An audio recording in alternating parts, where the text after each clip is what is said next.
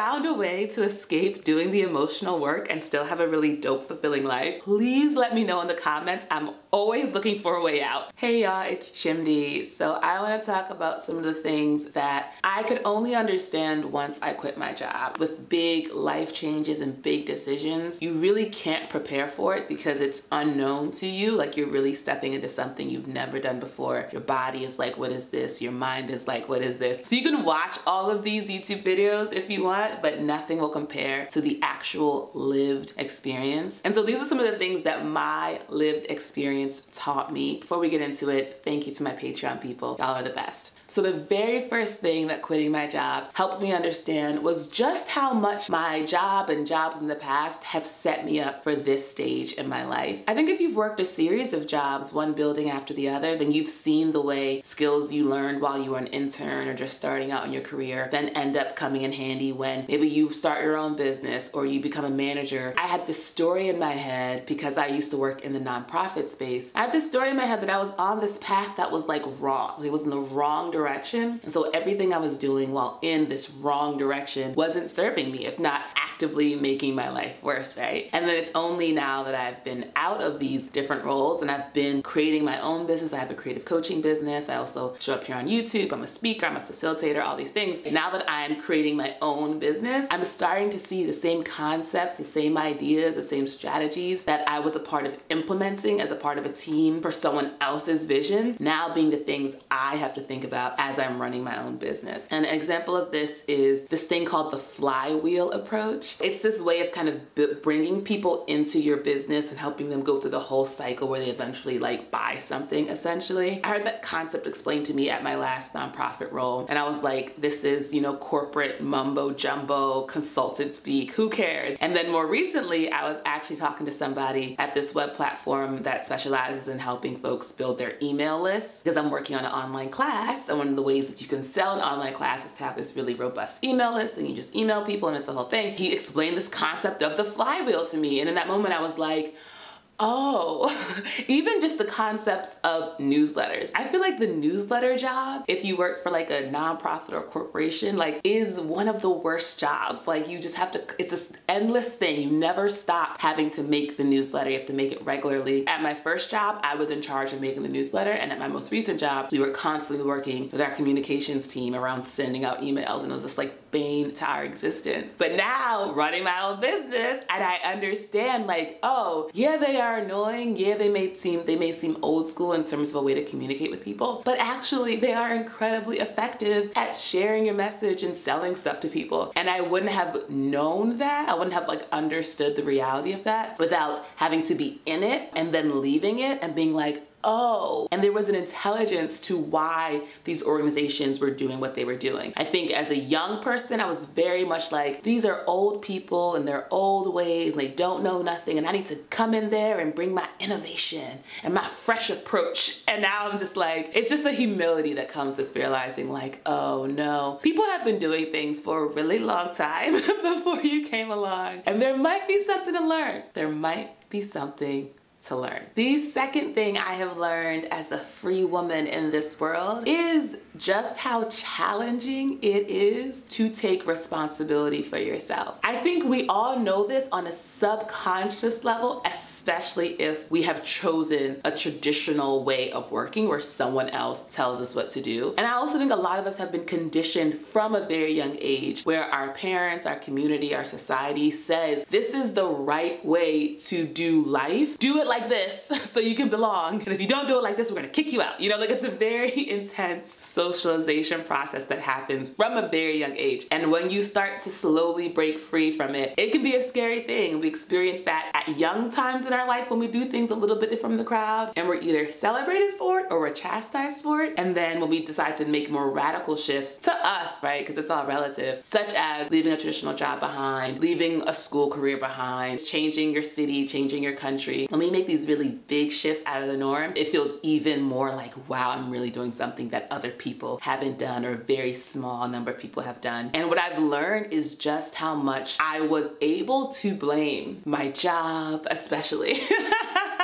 my circumstances and be like, oh, it's because of my manager. It's because of my deadline. That's why X, Y, and Z. It was such a great excuse. And now that I don't have that, it's truly just, okay, girl, here you are, healthy, wealthy, wise, resourced, taken care of, hot, you know? I gotta mention that I'm attractive at least once in every video. You got everything you need. What are your excuses? What are you making up for why you don't have everything you want since you have everything you need? And realizing that, oh, there's truly nothing in the way of my dreams has made it so that I've had to actually do the emotional work. Because I'm a big believer that I don't have to do any work, y'all. Like, that's part of my ethos. The only work I found that I actually do have to do, and I don't want to do it, but I still do it because it's important, is the emotional healing work, because it's the stuff that's long buried deep that's told me like, oh, you can't do these things that you want to do. You aren't good enough. No one's gonna like it. No one's gonna care. You're gonna be poor. You're gonna die alone. Like all the worst things that comes from these very young hurt places. And it's the emotional work that allows me to bring those places back into adult integrated chimney and then live this fuller, richer, even more beautiful life. It can't be escaped. Let me know if someone has found a way. If you have found a way to escape doing the emotional work and still have a really dope, fulfilling life, please let me know in the comments. I'm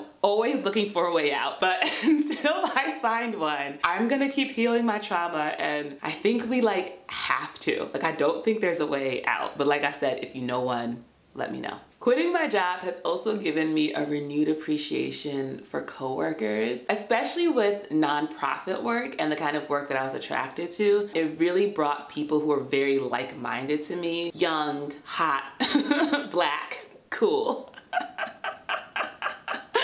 Blessed, y'all. I have lived a very, very blessed professional life. So from most of my career, my coworkers have been dope. My coworkers have been the kind of people that I would go and get drinks with. We would have dope conversations, that I would go to their homes for parties and it would be fun, and I'd be fully expressive, that I would talk to years after leaving the job, that I could be honest with and laugh with and get drunk with and get high with, real people, actual human beings, not just, oh, I'm at work, let me be my work self and turn off all these parts of myself. I've been so blessed that the people I've gotten to work with have been so freaking cool as human beings, and that's led to all these dope friendships. And there's just this structure of seeing people regularly that creates this sense of just stability and oh, things are okay, and this sort of rhythm that's very natural and very easy to life. And leaving that behind and now being out here in the world, all of that comes when I create it. So it doesn't just come naturally. I have to actively work at building relationships with other creative people. I am good at that. It's not a bad thing. I'm very good at that. I work for Adobe and I get to host these weekly networking calls with them because I am naturally,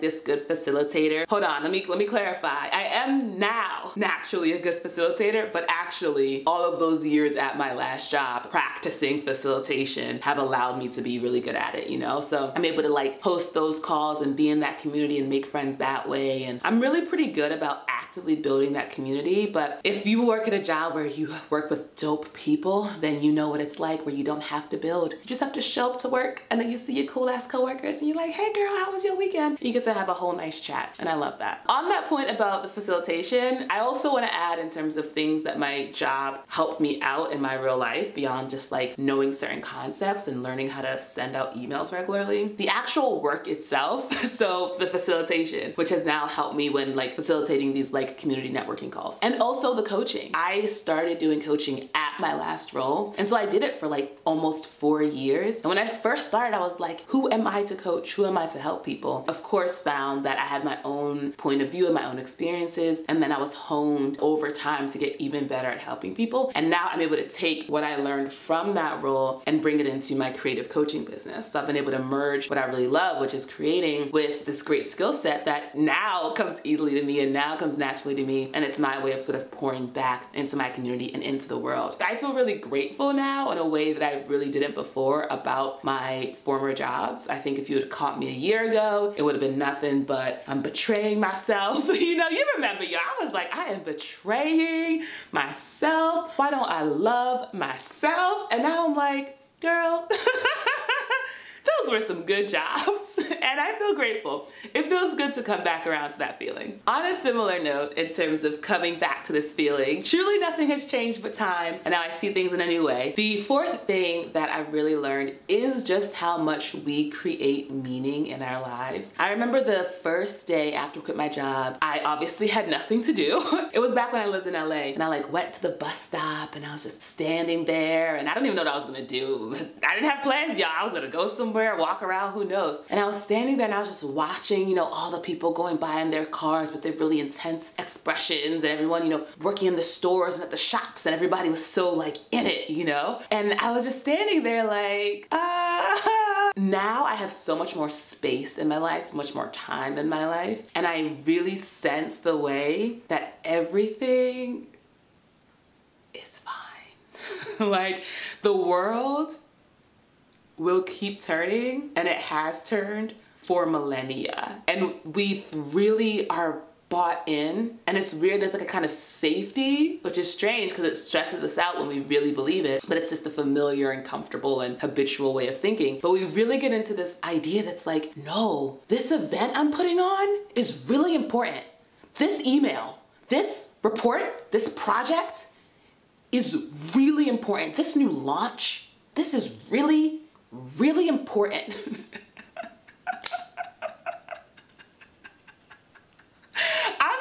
I'm talking about myself, y'all. I'm talking about how I used to approach my job. I was like, this matters. This is important.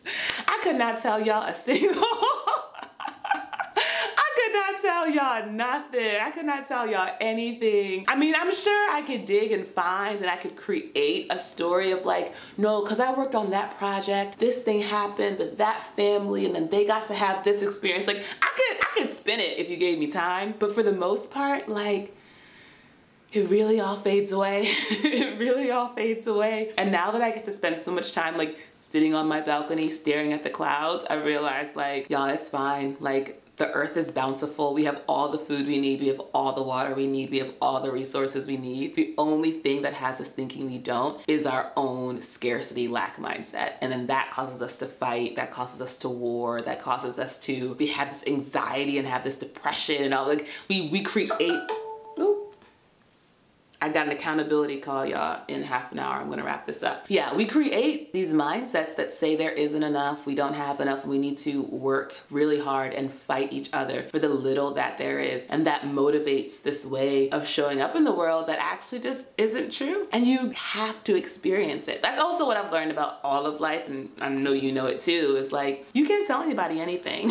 Like, if you're watching this and you resonate with it, it's because you already knew it. And you're like, Chimdy's saying the same stuff that I already knew. If you're watching it and you like, this don't make no sense to me, it's because that has not been your experience. And so I can't tell you, I can't speak at you enough for you to believe what I'm saying. You'll just be in your own experience and being like, oh, this makes sense to me, this doesn't make sense to me. And that's how it is for all of us. There's no like convincing us of anything. But that has been my experience. It's been like, wow, like we really just out here.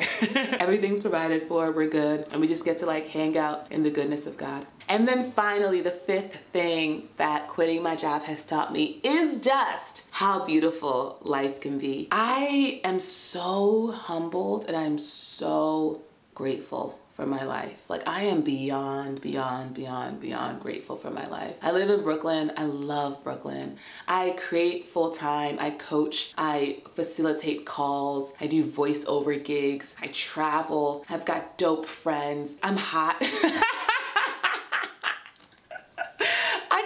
Really good, beautiful life, you know? I'm starting a new hobby, y'all. My sewing machine is arriving today. I'm so freaking excited. It's been on my list. You know, you have those lists of things. One day I live a life where the things that I dream actually happen. They actually become manifest in my life. It's incredible. And I want that for everyone. And I know intellectually, but I still don't know it in my heart that like people get there on their own timeline. But I just like, no, everyone just get to that point right now where you can be as happy as I am. It's like, yeah, girl, that's not how it works. It's not how it works. You have to accept it. And I mentioned this in a previous video where like if someone had told me, you know, what I'm saying to y'all about like, oh no, it's so beautiful, beautiful when you're free and you're living in alignment and you're creating, you have time, you can travel. Like there's a version of me who would be like, yeah, girl, that's for you. I disagree. I want the life I have. And there's nothing you can say otherwise. And I understand that. I understand that. What I am doing is just embodying my gratitude, embodying my love, embodying my excitement, and just radiating it out, sharing it out. And the people who resonate with it will be like, wow, this really speaks to me. And then if they want to, they can make some changes in their own life, and that's on them. But I did not realize life could be beautiful, like this kind of like peaceful, like wrapped up in a blanket staring at the clouds, and no one's emailing me for anything, no one's checking on me for anything. I get to just be, I get to just exist. Going to the park in the middle of the afternoon, oh, I want to get some ice cream, I just walk and I get some ice cream. Like this life that's mine. And I honestly feel, I just feel so blessed because I know that in the generational line, all of my ancestors had some level of freedom, and then they had some level of fighting against oppression, trauma, whatever was keeping them from living in their full expression. And all of the work that every single one of my ancestors did is what allows me to now live in this version of my life where I do get to live in so much fulfillment. And all I want to do is continue to heal and continue to make it so that me and all the people around me and all the people who are on that same wavelength similarly get to live in the same kind of freedom. I'm starting to feel as if I'm really a part of something, which is really cool. Like just talking about healing on the internet, talking vulnerably and sharing my story and showing up here regularly for you all. I'm realizing like that matters. Like and I knew it did, and y'all are so nice in the comments, but I'm starting to really understand, like, no, like that trickles out and that shifts the consistency, the makeup of the entire world. Like we're all related and connected. So by me sitting here in my bedroom, talking to the camera, uploading it to YouTube, being honest, being embodied in what I'm saying, that matters. And it's really beautiful to think about your life mattering and to think about your life as more than just being a cog in some machine to get some check so you can just like go home and like watch Netflix and like get high and like go to bed and then wake up and do it again, and that's the only thing you're on this planet for. I didn't realize just how deep I was in that mindset, and now to be on the other side of it, I'm just like, whew, thank you, God. I'm so grateful. I hope this has helped you. I hope this has touched you. I'm sending you love. Give this video a thumbs up if it has. Let me know in the comments. How are you doing? How are things in your life? What resonated with you from this video, if anything? And I'll see y'all in the next one. Bye.